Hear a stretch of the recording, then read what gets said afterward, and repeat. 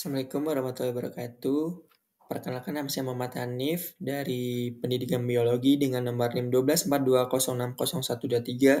Di sini saya akan mereview jurnal yang berjudul Penggunaan Media Pembelajaran Alat Peraga Torso Ikan untuk meningkatkan hasil belajar siswa dengan akreditasi Sinta 4 yang ditulis oleh Rahma Atila Yulda Ahmad Satibi.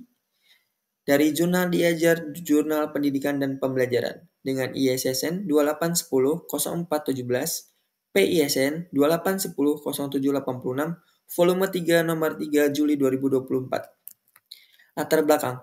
Hasil belajar yang optimal memerlukan media pembelajaran yang efektif seperti alat peraga untuk membuat materi abstrak menjadi konkret. Jadi, setiap pembelajaran memerlukan media agar pemahaman dari siswa-siswi SMK ini yang awalnya abstrak menjadi konkret, yaitu mudah dipahami dan fakta dan aktual. Namun, pada materi morfologi dan anatomi ikan di SMK, siswa sering kesulitan karena kendala observasi langsung. Ikan kecil, organ rusak saat dibedah. Kendala utama pada morfologi dan anatomi dalam pempraktekan ini yaitu sulitnya untuk mendapatkan ikan yang cukup besar dan organ yang akan rusak jika dibedah, yang didasari pada pengetahuan yang minim terhadap organ-organ dalam di ikan tersebut. Alat peraga torso ikan hadir sebagai solusi untuk memvisualisasikan struktur tubuh ikan secara utuh dan jelas. Jadi media torso ini sebagai media penengah solusi untuk pembelajaran yang efektif terhadap siswa dan siswi SMK ini. Dengan torso ikan ini, diharapkan anak-anak siswa-siswa SMK ini dapat mengetahui morfologi dan anatomi dalam tubuh ikan ini. Meski penting, pengaruh spesifikasi torso ikan terhadap hasil belajar pada materi ini belum banyak diteliti. Jadi belum banyak jurnal-jurnal yang meneliti tentang pengaruh dampak dari torso ikan terhadap pembelajaran ini. Oleh karena itu, penelitian ini bertujuan untuk mengetahui dan mengukur seberapa besar pengaruh dan dampak penggunaan alat peraga torso ikan terhadap hasil belajar siswa. Metode penelitian ini menggunakan pendekatan kuantitatif dengan desain kuansi. Pendekatan kuantitatif yaitu pengumpulan dan menganalisis data berupa angka atau nomor numerik untuk mengukur variabel secara objektif, menguji hipotesis, dan menarik kesimpulan yang bisa digenerasikan oleh populasi yang lebih luas menggunakan alat statistik. Jadi, dengan kuantitatif ini dengan metode mengumpulkan data. Dan setelah mengumpulkan data yang dihasilkan akan dijabarkan atau dirata-ratakan. Rancangan yang digunakan dalam penelitian ini adalah non-quantitative control group design, yaitu desain yang memberikan pretest sebelum pelakuan diterapkan, serta post-test setelah pelakuan diterapkan pada masing-masing kelompok. Jadi sebelum ada pembelajaran dimulai, siswa dan siswi ini diberikan sebuah pretest soal tentang anatomi dan morfologi dari ikan. Setelah penjabaran dan pematerian dari guru, diberikan lagi post-test yang diharapkan adalah sebagai bentuk pematangan dari materi yang disampaikan. Di sini model rancangan penelitian yaitu kelas, eksperimen, dan kontrol. Jadi di dalam kelas ini ada dua. Yang pertama eksperimen, yang kedua kontrol. Yaitu yang pretest, treatment, dan post-test. Penelitian ini dilaksanakan di SMK Negeri 1 Warung Gunung pada semester genap tahun ajaran 2023-2024, yakni bulan April hingga Mei. Jadi dalam satu bulan di semester genap tahun 2023-2024, ini dilakukannya sebuah penelitian ini. Populasi dalam penelitian ini berfokus pada siswa kelas 10 SMK Negeri 1 program keahlian agribisnis dalam jurusan agribisnis ini, perikanan air tawar atau APEAT, yaitu sebagai objek utama yang akan berpartisipasi dalam penelitian ini.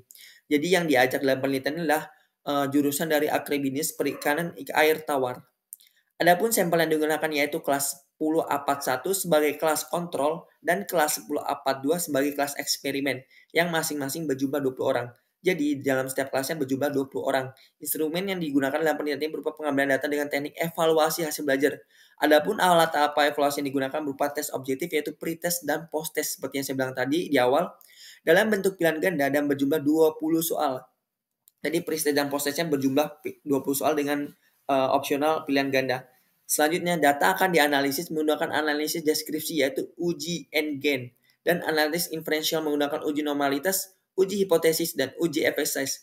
Pengujian data dilakukan dengan bantuan program komputer SPSS versi 29.0 for Windows seperti gambar yang ini, gambar rumusan pada SPPS ini. Hasil dan pembahasan. Pengaruh media pembelajaran torso ini terhadap hasil belajar siswa pada mata pelajaran dasar-dasar agribisnis, perikanan air dan tawar, Pada penelitian ini, peneliti melaksanakan kegiatan pembelajaran selama 4 kali pertemuan pada masing-masing kelas. Jadi setiap kelasnya ada 4 kali, jadi total ada 8 kali pertemuan untuk setiap kelasnya. Penelitian dilaksanakan dengan mengikuti jadwal pada pelajaran DPT yang telah ditentukan oleh sekolah. Jadi tidak mengganggu jam pelajaran lainnya sesuai dengan pembelajaran di jam sekolah atau jadwal tersebut. Pada pertemuan pertama, untuk mengetahui kemampuan awal siswa, peneliti memberikan pretest untuk mengetahui kemampuan awal siswa. Jadi dari penelitian ini memberikan pretest untuk mengetahui kemampuan-kemampuan dasar dari siswa-siswa ini tersebut. Setelah itu, pada pertemuan kedua, peneliti memberikan perlakuan pada masing-masing kelas, yaitu menggunakan media pembelajaran torso dan eksperimen dengan media PowerPoint. Jadi pada kelas eksperimen diberikan media torso ikan, yaitu berupa media fisik, dan kelas kontrol diberikan PowerPoint dengan PPT, yaitu pembahasan terkait ikan tersebut. Pada pertemuan ketiga, peneliti melakukan praktikum pembedahan ikan secara langsung pada kedua kelas. Jadi pada pertemuan ketiga ini dilakukannya praktikum, yaitu pembedahan secara langsung pada ikan tersebut. Lalu pada pertemuan keempat, siswa diberikan tes akhir, post-test untuk mengetahui hasil belajar siswa setelah dilakukan. Nah, di pertemuan keempatnya yaitu penutup, diberikan post-test. Kalau di awal tadi pre-test, yang di akhir post-test untuk pematangan dari materi-materi yang telah disampaikan. Itu di pertemuan keempat. Yang kemudian hasilnya akan dibandingkan untuk mengetahui perbedaan hasil antara kedua kelas. Jadi hasil yang telah didapatkan akan dibandingkan data dari kelas eksperimen dan kelas kontrol. Hasil pertama pada pretest, nilai minimum 10, nilai eksperimen 36. Jadi nilai terkecil adalah 10 di kelas kontrol dan nilai terkecil di kelas eksperimen 36. Nilai maksimum di kelas kontrol adalah 75, sedangkan nilai eksperimen di kelas eksperimen adalah 100. Pada pertemuan kedua, kelas kontrol pada pretest, post-test berdistribusi normal. Sedangkan kelas eksperimen, pretest, post-test seperti datanya ini, yaitu CIG 0137 dan 0274. Pada pertemuan ketiga, yaitu praktikum, rata-ratanya yaitu 22 untuk kelas kontrol dan 38,25 untuk kelas pretest dan eksperimen. Pada pertemuan keempat, dirata-ratakan secara garis besar terdapat perbedaan antara pembelajaran menggunakan alat peraga dan tanpa alat peraga. Pada kelas eksperimen, respon yang menyenangkan ditunjukkan ketika guru mendemonstrasikan alat peraga torso ikan. Jadi siswa itu tuh aktif dan mencermati dari pembelajaran ini dengan menggunakan media torso yang dipaparkan oleh guru tersebut. Kondisi kelas terbilang aktif dan responsif. Seperti kali guru mengajukan pertanyaan, sebagian besar siswa dapat menjawab. Seperti yang saya bilang tadi, kelasnya untuk kelas eksperimen itu sangat aktif, sehingga saling berinteraksi antara guru dan siswa tersebut. Lalu pada sesi tanya jawab pun terhitung ada beberapa siswa yang bertanya sehingga diskusi antara guru dan siswa berjalan aktif. Sementara pada kelas kontrol, kondisi kelas cenderung pasif. Hal tersebut dapat dilihat ketika guru mengajukan pertanyaan namun sebagian besar siswa tidak merespon. Pada kelas kontrol yang digunakan dengan PowerPoint, siswa itu tuh lebih cenderung tidak menanyakan atau tidak berkontribusi aktif dalam pembelajaran sehingga interaksi antara guru dan siswa itu kurang tersampaikan dengan baik. Hasil dan pembahasan kelas kontrol dan eksperimen pretest ideal 100, rata-rata 38, di kelas eksperimen 41. Pada post-test maksimum adalah 100 dan maksimum adalah 100 dengan rata-rata di kelas kontrol adalah 60,5 sedangkan eksperimen adalah 80. N-nya 37, sedangkan kelas eksperimen 68%. Kategori rendah untuk kelas kontrol dan eksperimen sedang. Berdasarkan data pada tabel 6, terlihat bahwa kedua kelas mengalami peningkatan skor rata-rata.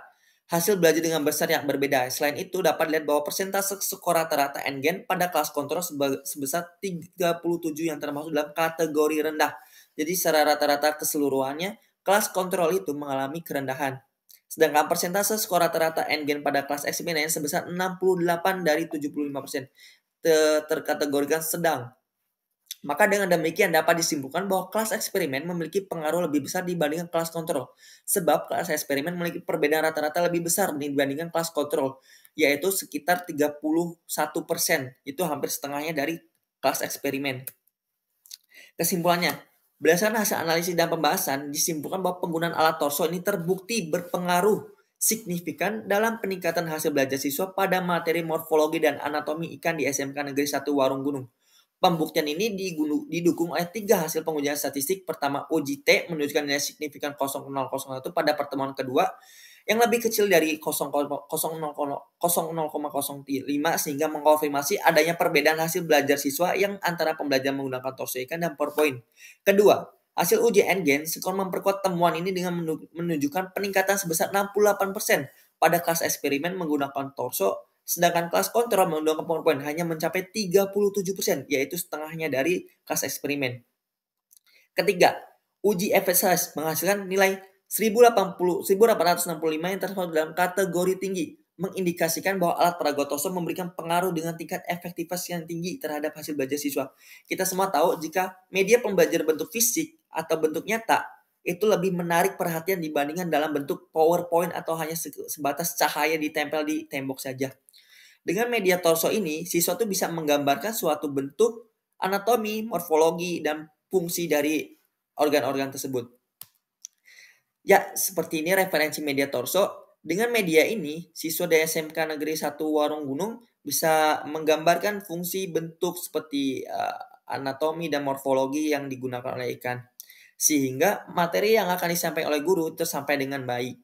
Sekian dari saya. Wassalamualaikum warahmatullahi wabarakatuh.